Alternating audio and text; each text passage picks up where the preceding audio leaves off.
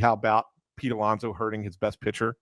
I don't know if you saw that, but the ground ball to first base, he tries to flip it to Kodai Senga, throws high. Senga has to jump for it, and the way he lands blows out his hamstring, and now he's on the IL. Has he been put on the IL? Did that move occur? Yeah, he's on, and they don't know the severity of it.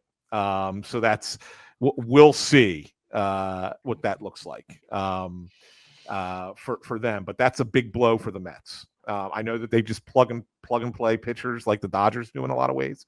And Jeremy Hefner deserves some credit for being a good pitching coach there because he's making a bunch of mediocre pitchers pitch over their heads.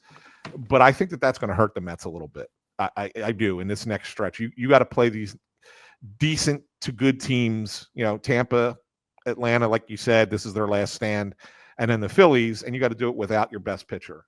You don't do it in Major League Baseball the way you do it in the NFL, but you always look at the schedule, right? Yeah. How's a team playing? Are they coming off a win? Are they coming off a loss or a hot stretch or a cold stretch? Where were they? I look at this, and I think this is a tough stretch for the Mets. And I know that you look at them with probably a higher degree of skepticism than I do. Mm-hmm. I understand the skepticism, but at some point, look, that staff has done a great job. These guys aren't a bunch of scrubs. Like, it's a good team. They have some star power. Soto wasn't going to hit 215 forever. The whole deal. This is a tough stretch for them.